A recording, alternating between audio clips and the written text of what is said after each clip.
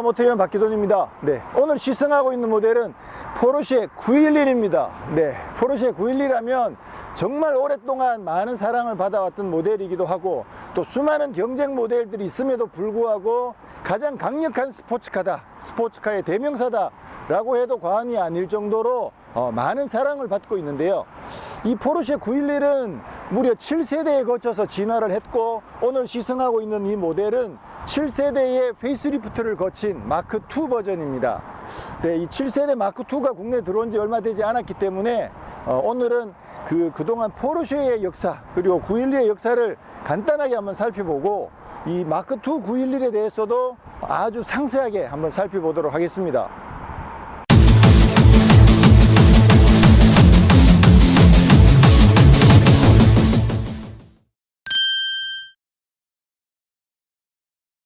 네, 포르쉐라는 이 위대한 스포츠카의 역사는 같은 이름을 가진 한 사람에게서 시작이 됩니다. 1920년, 30년대에 메르세데스 벤츠에서 뛰어난 엔지니어로 활약했던 바로 페르디난트 포르쉐 박사죠. 히틀러가 이 포르쉐 박사를 불러서 전 국민들이 쉽게 구입을 할 수가 있고, 또 어른 4명이 탈 수 있으면서 작고 경제적인 그런 자동차를 개발해 달라라고 요청을 했고요.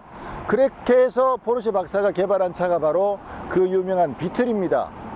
하지만 비틀이 정식 양산이 되어서 국민들에게 판매가 되기 전에 제2차 세계대전이 발발을 했고, 그렇게 개발된 비틀은 2차 대전 동안 수많은 군수용 자동차로 개조가 되어서 전쟁에 투입이 됐었죠.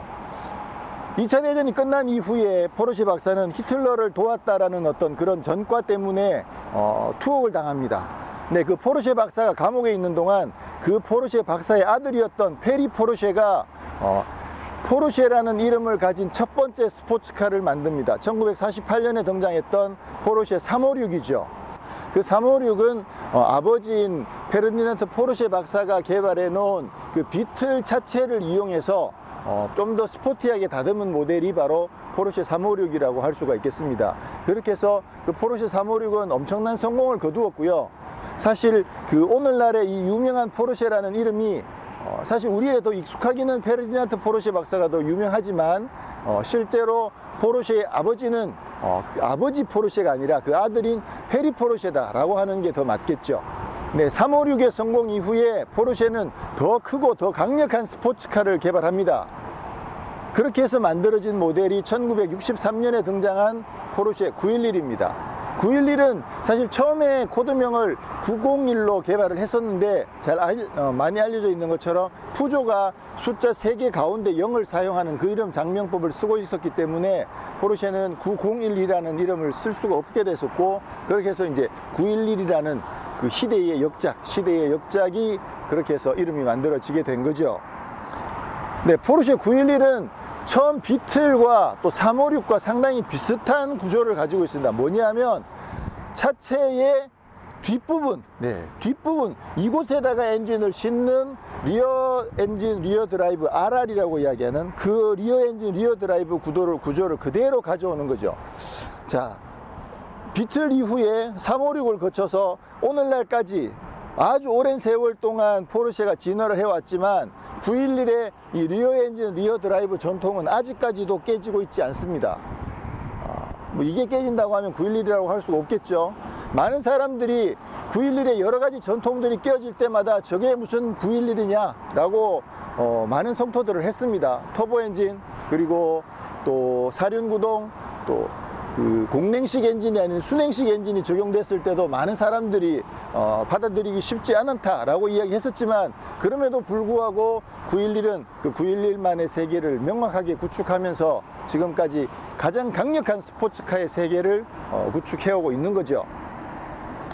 말씀드린 것처럼 엔진이 뒤쪽에 있으면 사실 상당히 무게 배분 면에서도 많이 불리합니다. 그래서 대부분 차들이 앞쪽에 엔진이 있고 뒤쪽에 이제 바퀴를 굴리는 후륜 구동이거나 아니면 좀 더 무게 중심을 좋게 하기 위해서는 엔진을 차체 가운데, 사실 가운데는 아니고 뒷바퀴 앞쪽에, 이쪽에 엔진을 포진시키는 그런 미드십을 많이 사용을 하는데, 이 차 같은 경우는 공간을 확보하기 위해서 엔진을 뒤로 밀었고, 그리고 엔진이 차체 뒤쪽에 있고 앞쪽에서 드라이브 샤프트를 돌리는 거죠. 그러다 보니까 뒤쪽 오브행이 길어질 수밖에 없어요. 전체 포르쉐 911은 비례를 보면 전체 비례 중에서 휠베이스가 굉장히 짧습니다. 페라리나 람보르기니 모델들에 비해서 휠베이스가 굉장히 짧은 게 특징인데, 그게 바로 구조적으로 바퀴 뒤쪽에다가 엔진을 넣는 그 구조적인 특성 때문에 그렇게 나올 수밖에 없는 거죠. 휠베이스가 짧은 만큼 핸들링 면에서는 유리하지만 직진 주행 성능에서 조금 불리할 수도 있는데요. 그럼에도 불구하고 포르쉐는 이 911의 리어 엔진 리어 드라이브 구조를 끊임없이 기속 발전시켰고, 지금 현재 가장 강력한 스포츠카로 자리매김을 한 거죠. 물론 이득도 있습니다. 뒷바퀴를 굴리는데 뒷바퀴 위에 무거운 엔진이 버티고 있으니까 이 바퀴를 잘 눌러줄 수 있는 거죠. 그러다 보니까 포르쉐는 도로 위를 달릴 때 정말 마치 타이어에 껌이 붙어 있는 것처럼 도로에 딱 붙어서 달린다, 이런 인상을 줄 수 있는 것도 어떤 그런 구조적인 특성 때문이 아닌가라고 생각을 합니다. 네, 포르쉐 911은 세대를 거듭하면서 많은 변화를 거쳐왔는데요. 매니아들은 포르쉐 911을 세대를 구분을 할 때 코드명으로 주로 구분을 합니다. 그래서 1세대는 911 혹은 901, 그리고 2세대는 930, 또 3세대는 964, 4세대는 993, 그리고 5세대가 996, 6세대가 997, 그리고 이제 지금 이제 7세대가 991에 해당되는데요. 대표적으로 이제 2세대 930 시대에 9911 터보가 처음 등장을 했고, 그리고 964를 거쳐서 964 터보 같은 경우는 그 영화 나쁜 녀석들에 등장을 해서 큰 사랑을 받았었죠. 네, 그리고 비틀부터 사용해온 공냉식 엔진이 993까지 사용이 되고 996부터는 순행식 엔진으로 바뀝니다. 그러면서 많은 사람들이 야, 이게 무슨 911이냐 라고 순행식 그 공냉식 엔진을 버린 것에 대한 많은 성토를 했지만, 실제로 뭐 매니지먼트나 여러 가지 성능 면에서 순행식 엔진으로 바꾼 것은 아주 주요했었죠. 그래서 실제적으로 993 때까지만 하더라도 방만한 경영으로 인해 가지고 회사가 정말 거의 부도 직전까지 갔었지만, 박스터와 996에서 대성공을 거두면서 포르쉐가 살아나는 그런 전기를 마련하게 됩니다. 물론 뭐 지금처럼 돈을 많이 벌게 된 것은 카이엔 때문이긴 합니다만, 그리고 이 프레임리스 도어도 그죠? 993까지는 위에 프레임이 있는 도어를 쓰다가 996부터 이제 프레임리스 도어를 쓰기 시작을 했죠. 자, 그 다음에 996 같은 경우는 이 동그란 헤드램프 대신 그동안 그 911, 930, 964까지는 거의 서 있는 동그란 헤드램프를 쓰다가 993 시절에 약간 누운 헤드램프를 썼었는데, 996에 와서는 이게 계란 후라이처럼 박스터에서 가져온 그 헤드램프를 쓰면서 911 중에서는 디자인의 2단하다라는 어떤 평가를 받게 됐죠. 그러다가 이제 997에 와서 다시 동그란 헤드램프를 쓰기 시작했고, 지금 991에도 동그란 헤드램프를 쓰고 있습니다. 자, 그러면 997에서는 듀얼 클러치 변속기인 DCT가 적용된 게 큰 변화였었고요. 네, 그리고 드디어 오늘 시승하고 있는 991 마크2, 991 마크2에서 가장 큰 변화는 엔진입니다. 네, 사실 포르쉐는 터보를 굉장히 많이 사용해 왔습니다. 강력한 모델에는 항상 터보를 적용했었고, 뭐 우리가 잘 알고 있는 959라든가 또 포르쉐에서 가장 강력한 스포츠카의 대명사는 911 터보죠. 그럴 정도로 많은 모델들에서 터보를 적용해 왔었습니다만, 적어도 기본형 까레라 모델에서는 지금까지 항상 자연흡기를 고집해 왔었는데, 마침내 이 991 마크2에 와서 기본형마저도 터보 엔진으로 갈아탑니다. 예, 환경에 대응해야 하는 어떤 그런 환경적인 규제를 피해갈 수 없었다라고 말씀드릴 수가 있고, 네, 그리고 배기량은 3.0 트윈 터보를 적용하게 되는데, 3.0으로 배기량을 고정한 것은 아무래도 이제 중국 시장의 세금 제도라든가 그런 부분들에 맞추기 위해서 특화된 배기량이 바로 3.0이다, 이렇게 말씀드릴 수가 있겠죠. 네, 디자인적으로는 기본적으로 991 포르쉐랑 큰 차이가 없습니다. 차이가 없고, 가장 크게 변한 부분은 이 앞부분입니다. 이 헤드램프까지는 사실 디자인적인 변화는 없습니다. 내부의 어떤 조합은 약간 바뀌긴 했습니다만 디자인적으로는 이 위로는 사실 큰 변화가 없고, 여기에 범퍼 하단이 완전히 바뀌었죠. 지금 엄청나게 큰 에어 인테이크가 3개가 지금 적용이 되어 있는데, 특히나 이 양쪽에 있는 이 부분들은 여기는 에어 인테이크가 아니군요. 양쪽에 있는 이 플랩, 여기는 가변 플랩으로 만들어져 있습니다. 이게 이제 주행에 따라서, 속도에 따라서 이게 닫혔다가 열렸다가 그 열리는 각도를 자동으로 조절해 주는 거죠. 그렇게 해서 공기 저항을 이제 최소화해 주는 그런 장치가 마련되어 있고, 여기도 이제 공기가 빠져나가지 않게끔 커버를 달아놨네요. 주간 주행등도 좀 더 얇아졌고, 그런 반면에 앞부분은 이제 이 공기 에어 인테이크가 바뀌었고요. 뒷부분이 많이 바뀌었습니다. 뒷부분은 기본적으로 이제 이 램프 디자인이 크게 바뀌지 않은 것 같지만 여기에 이렇게 입체감을 줬습니다. 그래서 굉장히 날렵하고 예쁜 디자인이고요. 이쪽 부분이 예전에는 이제 핀이 이렇게 가로로 있었는데, 여기가 이 속에 이제 엔진이 있는 거죠. 그리고 엔진룸 쪽으로 이렇게 공기를 집어 넣어 주는데, 이번에 터보 엔진으로 바뀌다 보니까 공기가 들어가는 양을 더 많이 확보하기 위해서 핀을 세로로 하고, 여기에다 또 가로까지 적용을 하고, 이 속에 이제 바람이 들어갈 수 있는 그런 여지들을 굉장히 많이 만들었습니다. 그 부분이 좀 많이 바뀌었죠. 그리고 이 리어 스포일러도 올라오는 모양 자체가 예전이랑 좀 다르게 변했습니다. 이 부분은 상당히 좀 뭐랄까 테크니컬한 그런 이미지를 많이 주네요. 그리고 이쪽에도 지금 이제 브레이크를 냉각시킨 바람이 빠져나올 수 있는 이게 이제 최초로 911 까레라에서 처음으로 이제 적용된 그런 어떤 공기 배출구가 적용이 됐고요. 지금 까레라 모델에는 넓은 테일파이프 2개를 적용을 했습니다. 여기는 참 마음에 드네요. 뒷모습은 이게 더 마음에 드는 것 같아요. 앞모습에 비해서. 앞모습은 개인적으로는 조금 제 취향이 아닌데, 뒷모습은 여기도 약간 살짝 굴곡을 줘서 공기 흐름을 유도를 한 것 같고요. 뒷모습은 이쪽이 훨씬 더 마음에 들어요. 엔진룸은 이쪽에 있는 여기 버튼을 누르면 열리게 되고요.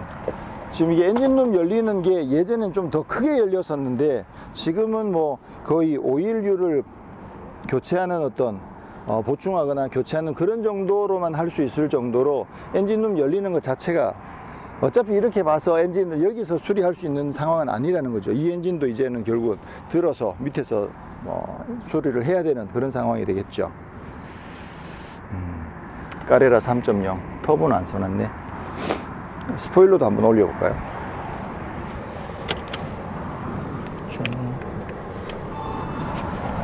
네, 스포일러도 올라갔죠. 이렇게 되어 있습니다.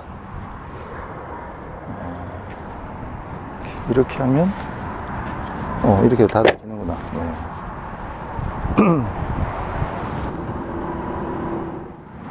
이게 앞에 아까 엔진룸 여는 거고, 이게 앞쪽에 있는 트렁크를 여는 거죠. 트렁크를 한번 열어보겠습니다.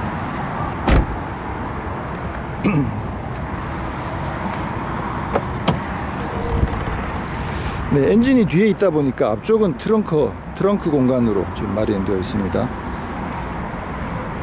이쪽에서 이제 오일류 같은 거, 그런 것들을 교체할 수 있는 것들이 있고,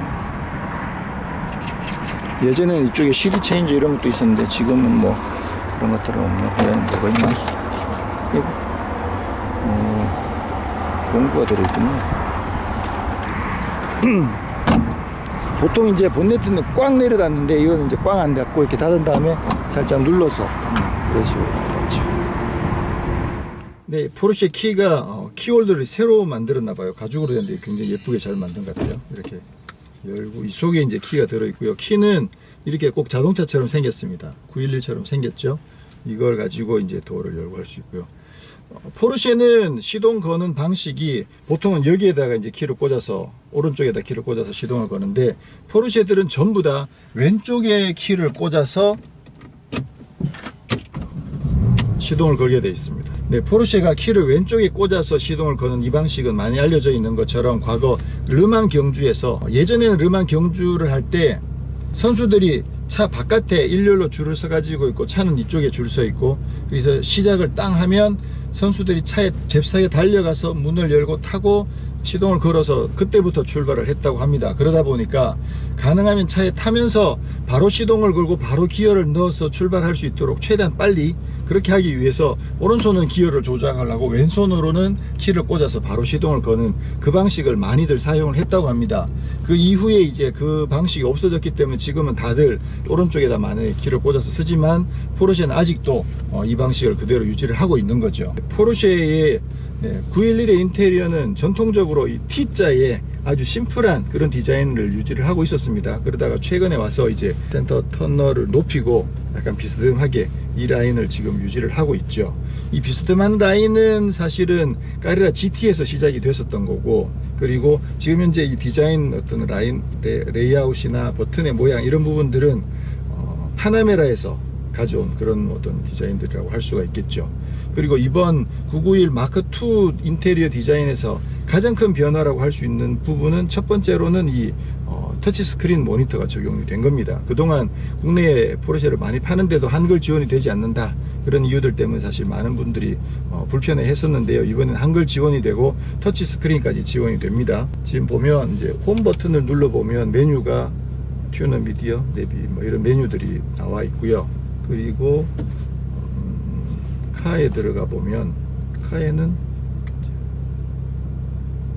랩과 관련된 거, 드리프트 교통 이렇게 위아래도 움직이죠. 그리고 어시스트, 셋 이런 것들을 설정을 하고 있고요. 그리고 튜너, 미디어는 지금 보면 옥스하고 주크박스 지금 두 개가 있는데 하나가 더 있습니다. 지금 이게 폰에 들어가 보면 지금 블루투스가 연결이 되어 있거든요. 전화는 블루투스로 연결 지원을 잘 합니다. 그런데 블루투스로 오디오 스트리밍은 지원이 안 돼요. 미디어에 보면 주크박스하고 옥스 두 개밖에 없죠. 그러면 폰에 있는 음악을 어떻게 듣느냐? 자, 이렇게 아이폰일 경우에는 이게 뭡니까? USB가 있어서 연결하면 애플 카플레이가 지원이 됩니다. 자, 꽂게 되면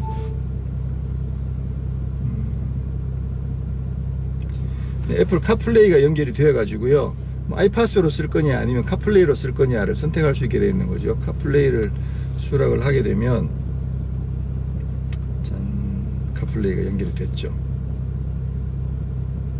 그렇게 해서 지금 이제 카플레이가 봐왔던 거랑 똑같죠. 전화,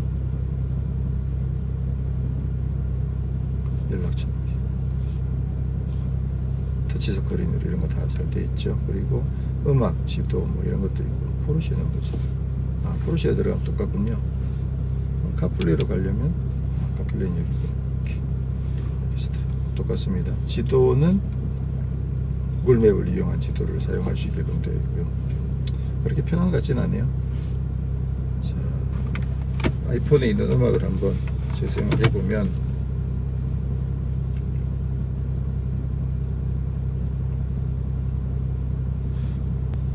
그렇게 됐군요. 바뀌어버렸네요.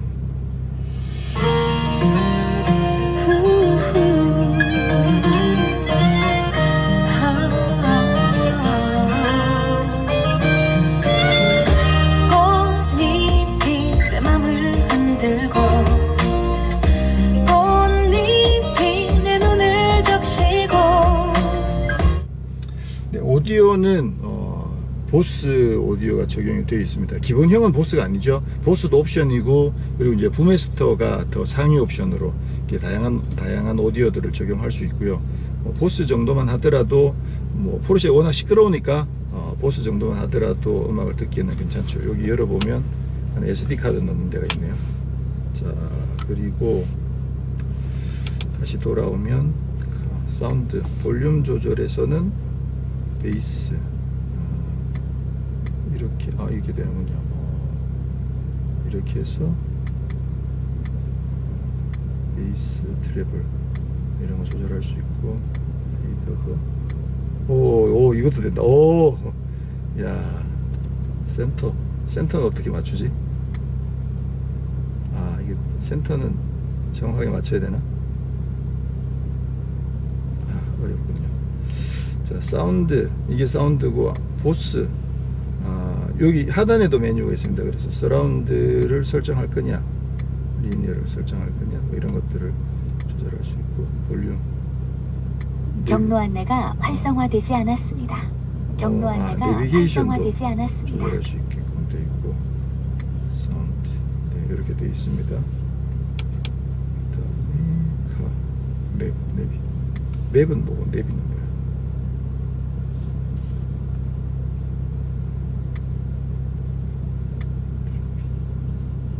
트래픽 슈트 이런 것들이 있네요. 이런 것들이 있고 내비 미디어 또 뭐가 있더라? 티페 유가 정보 이런 거. 내가 원하는 것도 선택을 할 수가 있거든요. 그렇군요. 와, 이거 굉장히 많은 것들을 해놨네요. 많이 좋아졌습니다. 네, 그리고 포르쉐는 전통적으로 이 동그란 계기판을 사용하고 있었는데요. 예전에 이제 처음 911이 나왔을 때는 이 동그라미 5개가 분리되어 있었습니다. 분리되어 있던 5개의 동그라미로 된 계기판을 사용을 하다가 지금은 살짝 겹쳐 있는 그런 계기판을 사용하고 있는데 911하고 카이엔에는 이 계기판 동그라미가 5개입니다. 5개인데 박스터하고 마칸에는 3개씩, 동생은 3개만 주는 거죠. 그렇게 되어 있는 게 이제 상당히 재밌다라는 생각이 들고요. 이번에 이 스티어링 휠이 디자인이 바뀌었죠. 원래 기존에 있던 걸 선택할 수도 있고 이걸 선택을 할 수도 있는데 직경도 이게 훨씬 더 작고요. 디자인은 918 스파이더에서 가져왔습니다. 그래서 지금 여기 보면 알루미늄으로 이렇게 장식을 해놨는데 나사를 노출을 시켜놨어요. 굉장히 좀 약간 독일스러운 그런 느낌들을 주고 있죠. 이 스티어링 휠은 전동입니다. 뭐 수동도 있겠죠. 근데 전동이 옵션일 텐데 위아래 전동으로 잘 움직여서 조절하는데 어렵지 않고요. 이 버튼 조작 이런 것들은 그렇게 많지는 않아요. 이쪽은 볼륨, 이쪽은 메뉴 조절하는 거고, 새롭게 추가된 부분이 이제 이 부분인데 이거는 스포츠 크로노 패키지를 장착을 할 경우에 이제 여기에 추가가 됩니다. 추가가 되면 요걸 돌려서 스포츠 모드, 스포츠 플러스 모드, 그리고 인디비주얼 모드 이렇게 선택할 수 있게끔 되어 있고요. 네, 그리고 가운데 버튼이 하나가 더 있습니다. 동그란 버튼이 하나 있는데 이걸 누르게 되면 스포츠 리스판스라고 그래서 20초 동안 부스트를 더 높여줍니다. 그래서 20초 동안 좀 더 강력한 퍼포먼스를 즐길 수 있다라는 거죠. 예전에 뭐 니트로 뭐 이런 느낌, 뭐 그런 느낌이라고 할 수도 있고, 특히나 이제 F1 머신에서도 보면 이제 커스 시스템을 써서 좀 더 강력하게 가속할 수 있는 그런 장치들이 있죠. 그런 것처럼 스포츠 크로노 패키지를 선택할 경우에는 스포츠 리스판스를 쓸 수 있다. 이건 20도 쓰고 난 뒤에 또 바로 또 쓸 수 있네요. 즉각 바로 쓸 수 있다라는 게 좀 차이라고 볼 수 있겠죠. 시프트 패들은 지금 장착이 되어 있는데 이거는 지금 위치가 조금 이쪽으로 약간 더 바깥으로 나와 있으면, 손가락이 긴 사람들은 이렇게 뭐 닿는데 어렵지 않은데 조금 손가락 안쪽으로 멀게 들어가 있다라는 느낌이 들고요. 네, 센터페시아 가운데 보면 지금 이제 시계처럼 생긴 게 하나 있는데 저게 시계이기도 하고 초시계이기도 한 거죠. 스포츠 크로노 패키지를 선택하면 이제 저게 장착이 되는 거고요. 처음 저게 장착이 되어 있을 때는 시계 기능은 없었어요. 시계 기능은 없었고 단순하게 초시계 기능만 있었는데 지금은 이제 바뀌면서 시계 기능도 추가가 됐죠. 그래서 상단에 보면 디지털 시계가 표시가 되어 있고, 그리고 밑에 동그란 거 중간에 작은 동그라미가 시계로 표시가 되어 있는데 이 부분은 지금 현재 이제 9시 13분이라고 위랑 아래랑 똑같이 표시가 되어 있는 거죠. 이쪽에 그 계기판 4번째 오른쪽에서 2번째 모니터를 통해서 조작을 할 수 있게 되어 있고요. 이제 크로노 패키지에 들어가면 스타트를 누르면, 아까 분명히 시계였었는데 지금은 초시계로 바뀐 거죠. 초시계로 바뀌어 가지고 랩타임을 딱 찍는 거죠. 그래서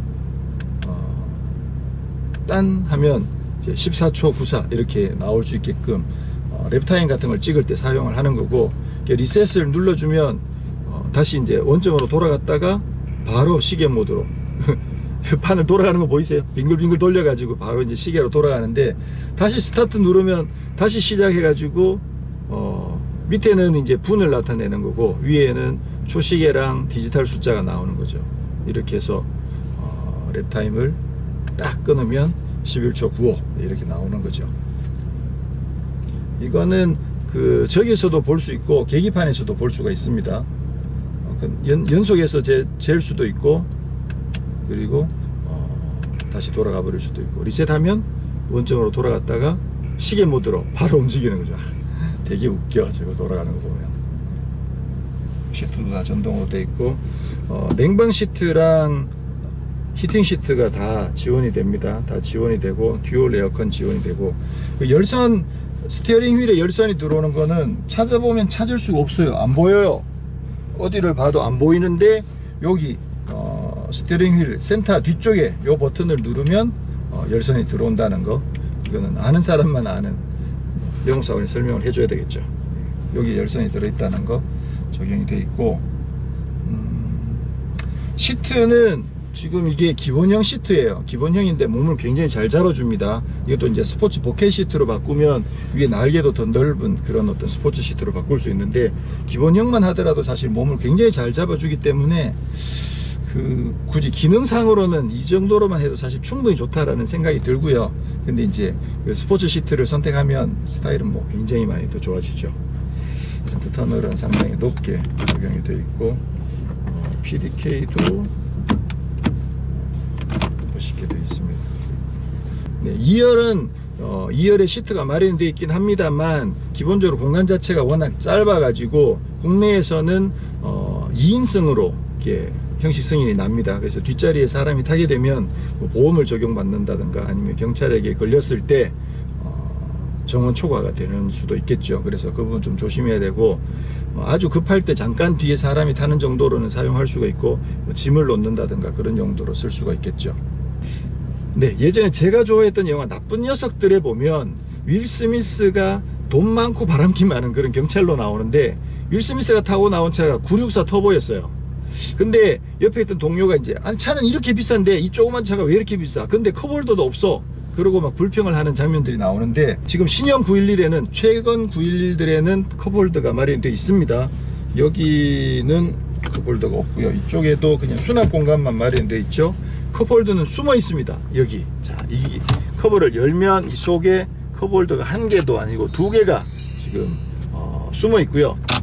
사이즈 조절을 할 수 있습니다. 그래서 뭐 종이컵이나 아니면 큰 캔이나 또 병 같은 것도 수납할 수 있도록 되어 있는데, 이쪽에 있는 거는 조금 불편할 수도 있겠죠. 여기에서 종이컵을 올려놓으면 출렁출렁하면 이제 물이 쏟아지니까, 뭐 타쿠미 정도 되면 물을 안 흘리겠지만, 뭐 우리가 종이컵 올려놓고 운전한다고 그러면 당연히 이제 물이나 커피가 쏟아질 수 있어서 조금 불편한 위치긴 한데, 뭐 어쨌거나 없는 것보다는, 혼자 탈 때도 이쪽에다가 꽂아두는 그런 경우들도 있긴 합니다. 자, 그리고 컵홀더를 사용하시면서 사람들이 가끔 보면 잘 모르시는 분들, 혹은 미처 거기까지 생각을 못 하셨나 하는 생각이 드는 게 있는데, 뭐냐면 이 덮개가 이게 분리가 되어 있어요. 여기가 선이 이렇게 나눠져 있잖아요. 이렇게 선이 나눠져 있어서 여기가 분리가 되어 있다는 거죠. 이게 왜 해놨을까요? 짠, 컵홀더를 내서 쓰는데 여기가 지저분하고 보기 싫다는 거죠. 그러면 요것만 닫아라. 네, 이렇게 하면 깔끔하게 컵홀더를 사용할 수 있다라는 거죠. 물론 이게 흔들리는 것도 더 방지도 할 수 있겠고, 네, 팁을 하나 알려드렸습니다. 네, 계기판의 오른쪽에서 두 번째 창은 모니터로 되어 있습니다. 디지털 모니터로 되어 있어 가지고 이 운전대 오른쪽에 있는 이 다이얼과 버튼들을 통해서 조작을 할 수가 있는데요. 지금 이제 비클 오디오, 여기는 오디오가 한글 지원이 안 돼요. 이쪽에서 그 센터페시아에는 한글 지원을 했는데, 내비게이션도 적용이 되어 있고요. 그리고 트립 컴퓨터, 또 타이어, 크로노, 네, 지포스, 네, 이런 것들이 지금 있고, 비클에 들어가 보면 뭐 이런 것들이 있고, 세팅에 가면 디스플레이 세팅 이런 것들을 인디비주얼을 스포츠 플러스로 하고, 그리고 셰시는 스포츠로 할 거냐 그냥 노멀로 할 거냐, 스포일러도 올릴 거냐 말 거냐, 이런 것들을 인디비주얼에서 설정하게끔 되어 있고, 또 라이트, 락킹, 에어 컨디션, 스티어링 휠 볼륨, 이런 것들을 세팅을 할 수 있게끔 되어 있습니다. 한번 라이트에 가보면 익스테리어 라이트를 몇 초 만에 끌 거냐, 하이빔 어시스트를 쓸 거냐, 이런 것들이 지금 메뉴에서 선택을 할 수 있게끔 되어 있습니다. 트립에는 트립 1, 2, 3 이런 것들을 선택할 수 있게끔 되어 있고, 그다음에 타이어 공기압은 조금 출발해서 이제 어느 정도 지나야 공기압이 나오겠죠. 네, 그리고 크로노는 이제 이거랑 저거랑 같이 연결해서 쓸 수가 있고요. 딱 스타트 하면 이렇게 되는 거죠. 짠! 네, 이렇게 할 수 있는 거죠. 12초 10 이렇게 나오고 리셋하고 스타트 라운드 1 라운드 2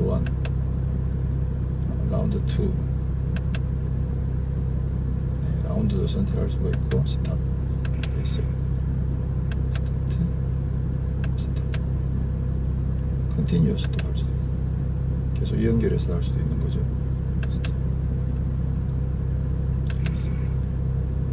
그 다음에 G포스. G포스는 이제 주행할 때 얼마나 강력하게 달렸느냐를 보여주는 거죠. 한번 더 눌러보면 지금까지 이제 최대 G포스 횡지가 왼쪽으로 1.66G까지 갔었던 적이 있네요. 네. 리셋하면 이제 최근 기록으로 바뀌는 거죠. 네, 급가속을 한번 해보도록 하겠습니다. 드라이브 모드를 스포츠 플러스에 두고요.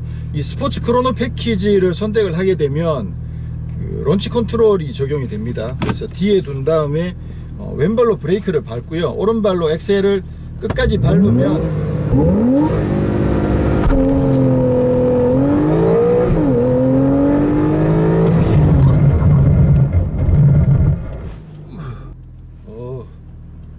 정신이 하나도 없네. 아찔하네.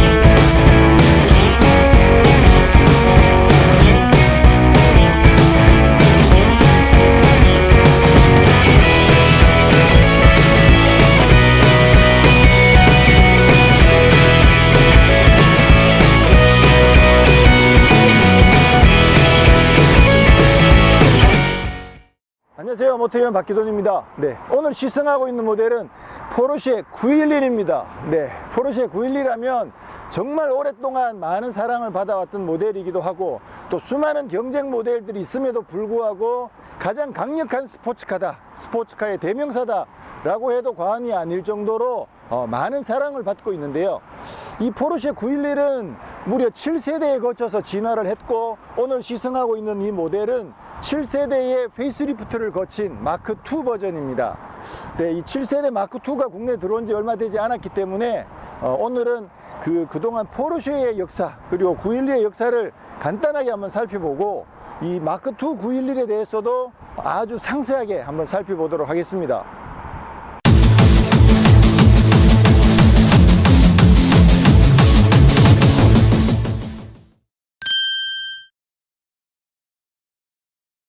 네, 포르쉐라는 이 위대한 스포츠카의 역사는 같은 이름을 가진 한 사람에게서 시작이 됩니다. 1920년, 30년대에 메르세데스 벤츠에서 뛰어난 엔지니어로 활약했던 바로 페르디난트 포르쉐 박사죠. 히틀러가 이 포르쉐 박사를 불러서 전 국민들이 쉽게 구입을 할 수가 있고 또 어른 4명이 탈 수 있으면서 작고 경제적인 그런 자동차를 개발해 달라라고 요청을 했고요. 그렇게 해서 포르쉐 박사가 개발한 차가 바로 그 유명한 비틀입니다.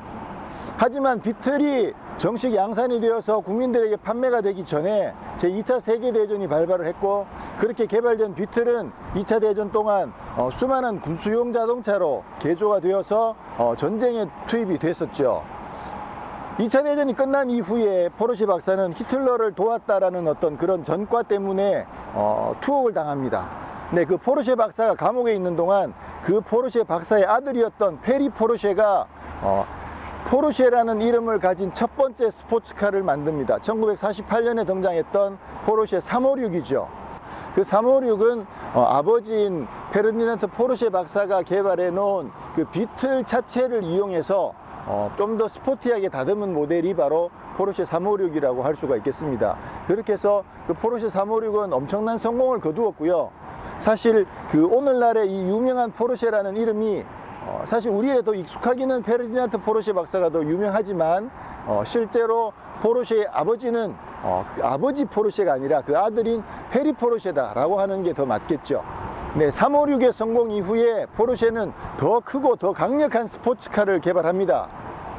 그렇게 해서 만들어진 모델이 1963년에 등장한 포르쉐 911입니다. 911은 사실 처음에 코드명을 901로 개발을 했었는데 많이 알려져 있는 것처럼 푸조가 숫자 3개 가운데 0을 사용하는 그 이름 장명법을 쓰고 있었기 때문에 포르쉐는 901이라는 이름을 쓸 수가 없게 됐었고, 그렇게 해서 이제 911이라는 그 시대의 역작이 그렇게 해서 이름이 만들어지게 된 거죠. 네, 포르쉐 911은 처음 비틀과 또 356과 상당히 비슷한 구조를 가지고 있습니다. 뭐냐면 차체의 뒷부분, 뒷부분 이곳에다가 엔진을 싣는 리어 엔진 리어 드라이브 RR이라고 이야기하는 그 리어 엔진 리어 드라이브 구조를 그대로 가져오는 거죠. 자, 비틀 이후에 356을 거쳐서 오늘날까지 아주 오랜 세월 동안 포르쉐가 진화를 해왔지만 911의 이 리어 엔진 리어 드라이브 전통은 아직까지도 깨지고 있지 않습니다. 뭐 이게 깨진다고 하면 911이라고 할 수가 없겠죠. 많은 사람들이 911의 여러 가지 전통들이 깨어질 때마다 저게 무슨 911이냐 라고 많은 성토들을 했습니다. 터보 엔진, 그리고 또 사륜구동, 또 그 공냉식 엔진이 아닌 순행식 엔진이 적용됐을 때도 많은 사람들이 받아들이기 쉽지 않다라고 이야기했었지만, 그럼에도 불구하고 911은 그 911만의 세계를 명확하게 구축하면서 지금까지 가장 강력한 스포츠카의 세계를 구축해오고 있는 거죠. 말씀드린 것처럼 엔진이 뒤쪽에 있으면 사실 상당히 무게 배분 면에서도 많이 불리합니다. 그래서 대부분 차들이 앞쪽에 엔진이 있고 뒤쪽에 이제 바퀴를 굴리는 후륜 구동이거나 아니면 좀 더 무게 중심을 좋게 하기 위해서는 움직이죠. 그리고 어시스트, 셋, 이런 것들을 설정을 하고 있고요. 그리고 튜너 미디어는 지금 보면 옥스하고 주크박스 지금 2개가 있는데 하나가 더 있습니다. 지금 이게 폰에 들어가 보면 지금 블루투스가 연결이 되어 있거든요. 전화는 블루투스로 연결 지원을 잘 합니다. 그런데 블루투스로 오디오 스트리밍은 지원이 안 돼요. 미디어에 보면 주크박스하고 옥스 2개밖에 없죠.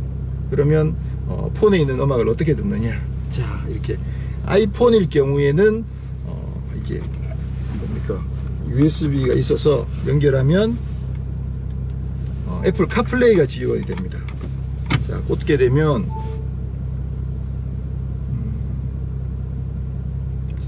애플 카플레이가 연결이 되어 가지고요, 아이팟으로 쓸 거냐 아니면 카플레이로 쓸 거냐를 선택할 수 있게 되어 있는 거죠. 카플레이를 수락을 하게 되면 짠, 카플레이가 연결이 됐죠. 그렇게 해서 지금 이제 카플레이가 봐왔던 거랑 똑같죠. 전화, 연락처, 터치스크린 이런 거 다 잘 돼 있죠. 그리고 음악, 지도 뭐 이런 것들이고, 포르쉐는 뭐지? 포르쉐에 들어가면 똑같군요.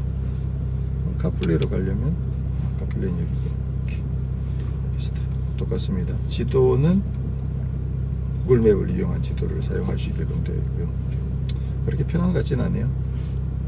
자, 아이폰에 있는 음악을 한번 재생을 해보면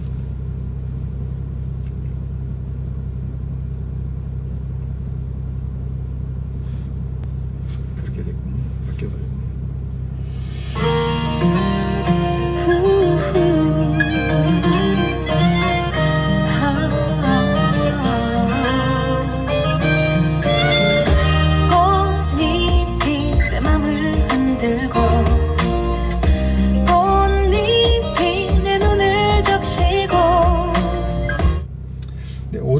오디오는 보스 오디오가 적용이 되어 있습니다. 기본형은 보스가 아니죠. 보스도 옵션이고, 그리고 이제 부메스터가 더 상위 옵션으로 이렇게 다양한 오디오들을 적용할 수 있고요.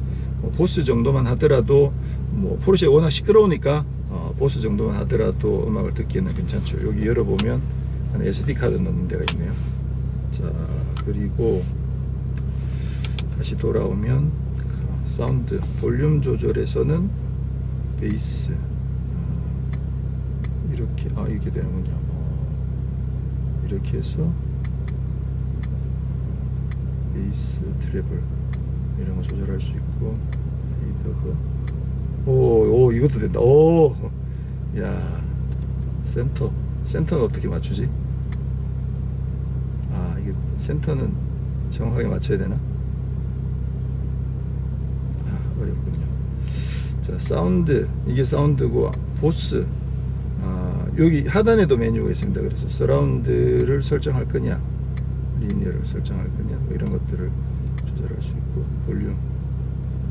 경로 안내가 활성화되지 않았습니다. 경로 안내가 활성화되지 않았습니다. 조절할 수 있게끔 되어 있고, 사운드, 네, 이렇게 되어 있습니다. 그다음에 맵은 뭐고, 내비는 뭐야?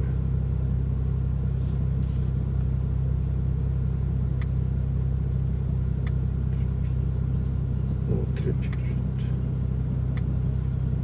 이런 것들이 있네요.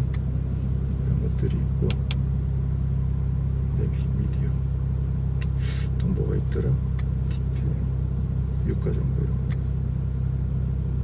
내가 원하는 것도 선택을 할 수가 있거든요. 그렇군요. 와, 이거 굉장히 많은 것들을 해놨네요. 많이 좋아졌습니다. 네, 그리고 포르쉐는 전통적으로 이 동그란 계기판을 사용하고 있었는데요. 예전에 이제 처음 911이 나왔을 때는 이 동그라미 5개가 분리되어 있었습니다. 분리되어 있던 5개의 동그라미로 된 계기판을 사용을 하다가 지금은 살짝 겹쳐 있는 그런 계기판을 사용하고 있는데, 911하고 카이엔에는 이 계기판 동그라미가 5개입니다. 5개인데 박스터하고 마칸에는 3개씩, 동생은 3개만 주는 거죠. 그렇게 되어 있는 게 이제 상당히 재밌다라는 생각이 들고요. 이번에 이 스티어링 휠이 디자인이 바뀌었죠. 원래 기존에 있던 걸 선택할 수도 있고 이걸 선택을 할 수도 있는데, 직경도 이게 훨씬 더 작고요. 디자인은 918 스파이더에서 가져왔습니다. 그래서 지금 여기 보면 알루미늄으로 이렇게 장식을 해놨는데 나사를 노출을 시켜놨어요. 굉장히 좀 약간 독일스러운 그런 느낌들을 주고 있죠. 이 스티어링 휠은 전동입니다. 뭐 수동도 있겠죠. 근데 전동이 옵션일 텐데, 위아래 전동으로 잘 움직여서 조절하는데 어렵지 않고요. 이 버튼 조작 이런 것들은 그렇게 많지는 않아요. 이쪽은 볼륨, 이쪽은 메뉴 조절하는 거고, 새롭게 추가된 부분이 이제 이 부분인데, 이거는 스포츠 크로노 패키지를 장착을 할 경우에 이제 여기에 추가가 됩니다. 추가가 되면 요걸 돌려서 스포츠 모드, 스포츠 플러스 모드, 그리고 인디비주얼 모드 이렇게 선택할 수 있게끔 되어 있고요. 네, 그리고 가운데 버튼이 하나가 더 있습니다. 동그란 버튼이 하나 있는데, 이걸 누르게 되면 스포츠 리스판스라고 그래서 20초 동안 부스트를 더 높여줍니다. 그래서 20초 동안 좀 더 강력한 퍼포먼스를 즐길 수 있다라는 거죠. 예전에 뭐 니트로 뭐 이런 느낌, 뭐 그런 느낌이라고 할 수도 있고, 특히나 이제 F1 머신에서도 보면 이제 커스 시스템을 써서 좀 더 강력하게 가속할 수 있는 그런 장치들이 있죠. 그런 것처럼 스포츠 크로노 패키지를 선택할 경우에는 스포츠 리스판스를 쓸 수 있다. 이건 20초 쓰고 난 뒤에 또 바로 또 쓸 수 있네요. 즉각 바로 쓸 수 있다라는 게 좀 차이라고 볼 수 있겠죠. 시프트 패들은 지금 장착이 되어 있는데, 이거는 지금 위치가 조금 이쪽으로 약간 더 바깥으로 나와 있으면, 손가락이 긴 사람들은 이렇게 뭐 닿는데 어렵지 않은데, 조금 손가락 안쪽으로 멀게 들어가 있다라는 느낌이 들고요. 네, 센터페시아 가운데 보면 지금 이제 시계처럼 생긴 게 하나 있는데, 저게 시계이기도 하고 초시계이기도 한 거죠. 스포츠 크로노 패키지를 선택하면 이제 저게 장착이 되는 거고요. 처음 저게 장착이 되어 있을 때는 시계 기능은 없었어요. 시계 기능은 없었고 단순하게 초시계 기능만 있었는데, 지금은 이제 바뀌면서 시계 기능도 추가가 됐죠. 그래서 상단에 보면 디지털 시계가 표시가 되어 있고, 그리고 밑에 동그란 거 중간에 작은 동그라미가 시계로 표시가 되어 있는데, 이 부분은 지금 현재 이제 9시 13분이라고 위랑 아래랑 똑같이 표시가 되어 있는 거죠. 이쪽에 그 계기판 네 번째 오른쪽에서 두 번째 모니터를 통해서 조작을 할 수 있게 되어 있고요. 이제 크로노 패키지에 들어가면 스타트를 누르면 아까 분명히 시계였었는데 지금은 초시계로 바뀐 거죠. 초시계로 바뀌어 가지고 랩타임을 딱 찍는 거죠. 그래서 딴 하면 이제 14초 94 이렇게 나올 수 있게끔 랩타임 같은 걸 찍을 때 사용을 하는 거고, 리셋을 눌러주면 다시 이제 원점으로 돌아갔다가 바로 시계 모드로 판을 돌아가는 거 보이세요? 빙글빙글 돌려가지고 바로 이제 시계로 돌아가는데, 다시 스타트 누르면 다시 시작해가지고 밑에는 이제 분을 나타내는 거고 위에는 초시계랑 디지털 숫자가 나오는 거죠. 이렇게 해서 랩타임을 딱 끊으면 11초 95 이렇게 나오는 거죠. 이거는 그 저기서도 볼 수 있고 계기판에서도 볼 수가 있습니다. 연속해서 잴 수도 있고, 그리고 다시 돌아가 버릴 수도 있고, 리셋하면 원점으로 돌아갔다가 시계 모드로 바로 움직이는 거죠. 되게 웃겨, 저거 돌아가는 거 보면. 시트도 다 전동으로 돼 있고, 냉방 시트랑 히팅 시트가 다 지원이 됩니다. 다 지원이 되고, 듀얼 에어컨 지원이 되고, 열선, 스티어링 휠에 열선이 들어오는 거는 찾아보면 찾을 수가 없어요. 안 보여요. 어디를 봐도 안 보이는데, 여기 스티어링 휠 센터 뒤쪽에 요 버튼을 누르면 열선이 들어온다는 거, 이거는 아는 사람만 아는, 영업사원이 설명을 해줘야 되겠죠. 여기 열선이 들어있다는 거 적용이 되어 있고, 시트는 지금 이게 기본형 시트예요. 기본형인데 몸을 굉장히 잘 잡아줍니다. 이것도 이제 스포츠 버켓 시트로 바꾸면 위에 날개도 더 넓은 그런 어떤 스포츠 시트로 바꿀 수 있는데, 기본형만 하더라도 사실 몸을 굉장히 잘 잡아주기 때문에 굳이 기능상으로는 이 정도로만 해도 사실 충분히 좋다라는 생각이 들고요. 근데 이제 그 스포츠 시트를 선택하면 스타일은 뭐 굉장히 많이 더 좋아지죠. 센터 터널은 상당히 높게 적용이 되어 있고, PDK도 멋있게 되어 있습니다.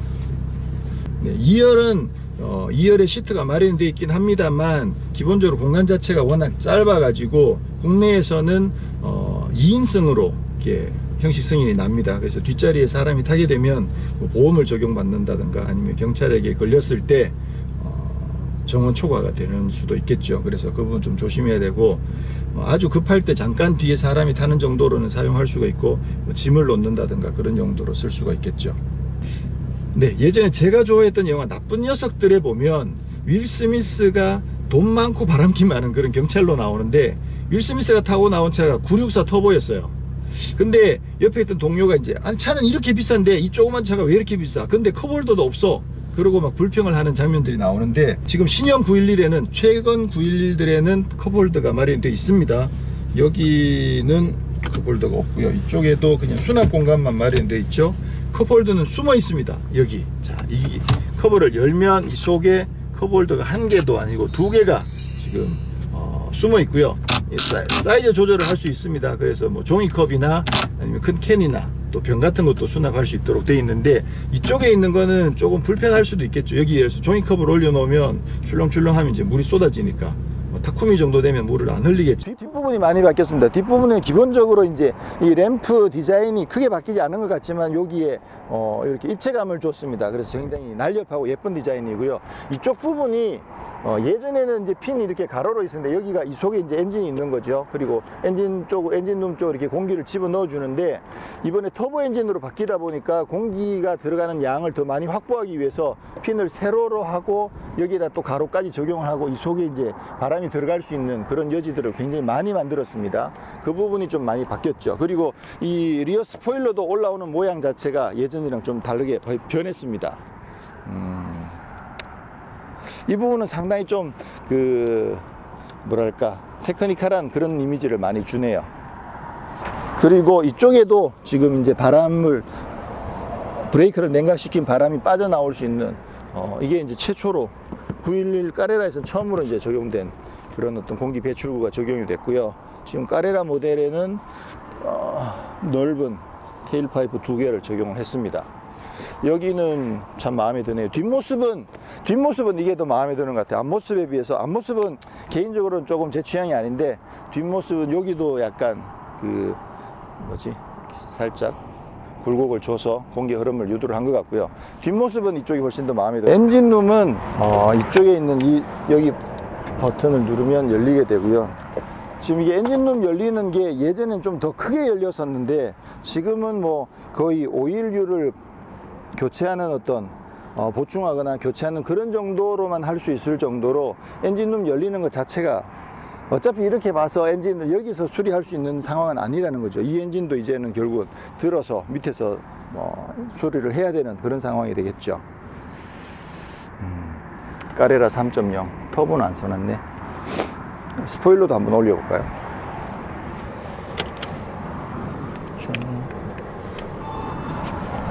네, 스포일러도 올라갔죠. 이렇게 되어 있습니다.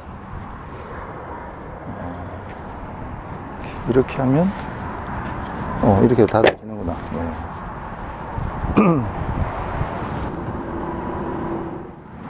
이게 앞에 아까 엔진룸 여는 거고, 이게 앞쪽에 있는 트렁크를 여는 거죠. 트렁크를 한번 열어보겠습니다.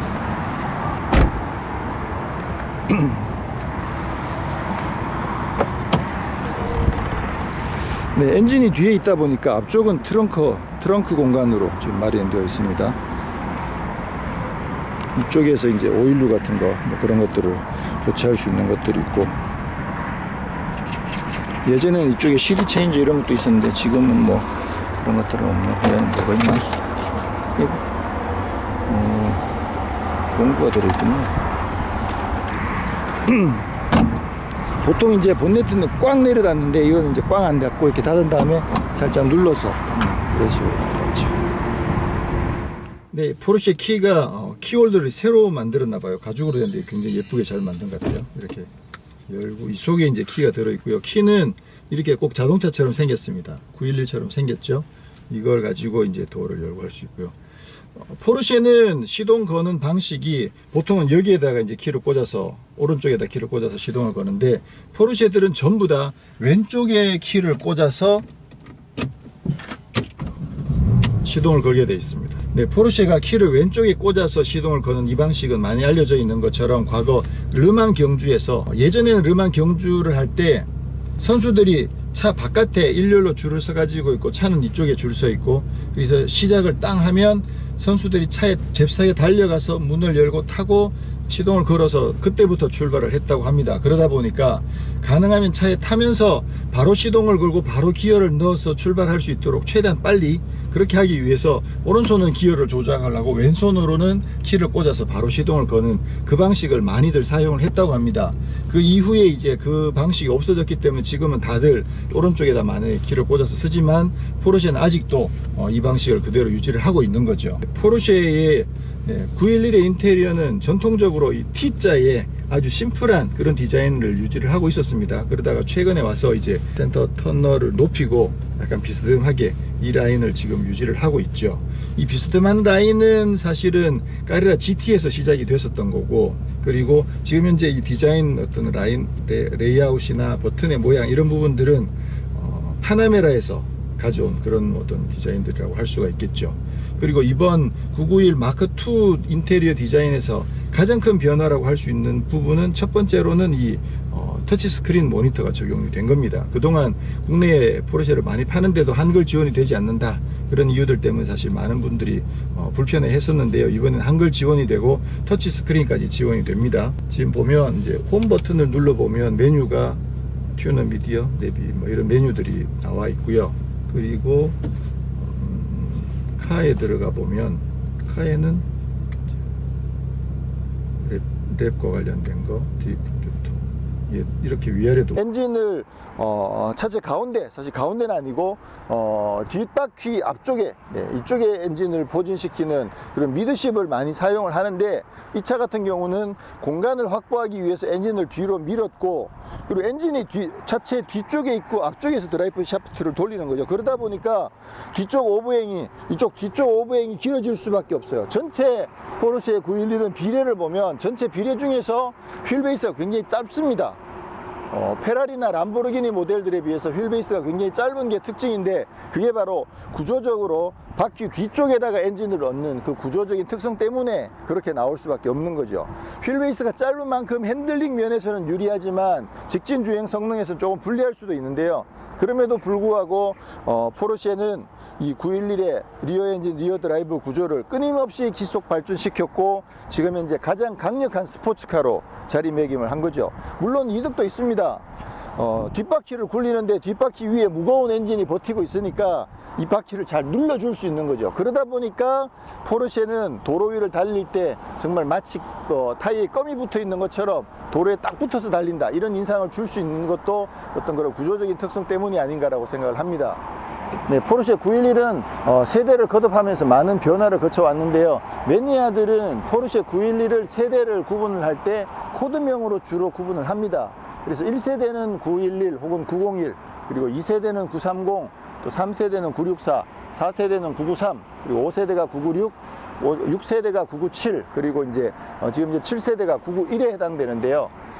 대표적으로 이제 2세대 930 시대에 9911 터보가 처음 등장을 했고, 그리고 964를 거쳐서 964 터보 같은 경우는 그 영화 나쁜 녀석들의 등장을 해서 큰 사랑을 받았었죠. 네, 그리고 비틀부터 사용해온 공냉식 엔진이 993까지 사용이 되고 996부터는 순행식 엔진으로 바뀝니다. 그러면서 많은 사람들이 야, 이게 무슨 911이냐 라고 순행식 그 공냉식 엔진을 버린 것에 대한 많은 성토를 했지만, 실제로 뭐 매니지먼트나 여러 가지 성능 면에서 순행식 엔진으로 바꾼 것은 아주 주요했었죠. 그래서 실제적으로 993 때까지만 하더라도 방만한 경영으로 인해 가지고 회사가 정말 거의 부도 직전까지 갔었지만, 박스터와 996에서 대성공을 거두면서 포르쉐가 살아나는 그런 전기를 마련하게 됩니다. 물론 뭐 지금처럼 돈을 많이 벌게 된 것은 카이엔 때문이긴 합니다만, 그리고 이 프레임리스 도어도 그죠? 993까지는 위에 프레임이 있는 도어를 쓰다가 996부터 이제 프레임리스 도어를 쓰기 시작을 했죠. 자, 그 다음에 996 같은 경우는 이 동그란 헤드램프 대신 그동안 그 911, 930, 964까지는 거의 서 있는 동그란 헤드램프를 쓰다가 993 시절에 약간 누운 헤드램프를 썼었는데, 996에 와서는 이게 계란 후라이처럼 박스터에서 가져온 그 헤드램프를 쓰면서 911 중에서는 디자인에 2단하다라는 어떤 평가를 받게 됐죠. 그러다가 이제 997에 와서 다시 동그란 헤드램프를 쓰기 시작했고, 지금 991에도 동그란 헤드램프를 쓰고 있습니다. 자, 그러면 997에서는 듀얼 클러치 변속기인 DCT가 적용된 게 큰 변화였었고요. 네, 그리고 드디어 오늘 시승하고 있는 991 마크2, 991 마크2에서 가장 큰 변화는 엔진입니다. 네, 사실 포르쉐는 터보를 굉장히 많이 사용해 왔습니다. 강력한 모델에는 항상 터보를 적용했었고, 뭐 우리가 잘 알고 있는 959라든가 또 포르쉐에서 가장 강력한 스포츠카의 대명사는 911 터보죠. 그럴 정도로 많은 모델들에서 터보를 적용해 왔었습니다만, 적어도 기본형 까레라 모델에서는 지금까지 항상 자연흡기를 고집해 왔었는데, 마침내 이 991 마크2에 와서 기본형마저도 터보 엔진으로 갈아탑니다. 예, 환경에 대응해야 하는 어떤 그런 환경적인 규제를 피해갈 수 없었다라고 말씀드릴 수가 있고, 네, 그리고 배기량은 3.0 트윈 터보를 적용하게 되는데, 3.0으로 배기량을 고정한 것은 아무래도 이제 중국 시장의 세금 제도라든가 그런 부분들에 맞추기 위해서 특화된 배기량이 바로 3.0이다, 이렇게 말씀드릴 수가 있겠죠. 네, 디자인적으로는 기본적으로 991 포르쉐랑 큰 차이가 없습니다. 차이가 없고, 가장 크게 변한 부분은 이 앞부분입니다. 이 헤드램프까지는 사실 디자인적인 변화는 없습니다. 내부의 어떤 조합은 약간 바뀌긴 했습니다만, 디자인적으로는 이 위로는 사실 큰 변화가 없고, 여기에 범퍼 하단이 완전히 바뀌었죠. 지금 엄청나게 큰 에어 인테이크가 3개가 지금 적용이 되어 있는데, 특히나 이 양쪽에 있는 이 부분들은 여기는 에어 인테이크가 아니군요. 양쪽에 있는 이 플랩, 여기는 가변 플랩으로 만들어져 있습니다. 이게 이제 주행에 따라서, 속도에 따라서 이게 닫혔다가 열렸다가 그 열리는 각도를 자동으로 조절해 주는 거죠. 그렇게 해서 공기 저항을 이제 최소화해 주는 그런 장치가 마련되어 있고, 여기도 이제 공기가 빠져나가지 않게끔 커버를 달아놨네요. 주간 주행등도 좀 더 얇아졌고, 그런 반면에 앞부분은 이제 이 공기 에어 인테이크가 바뀌었고요.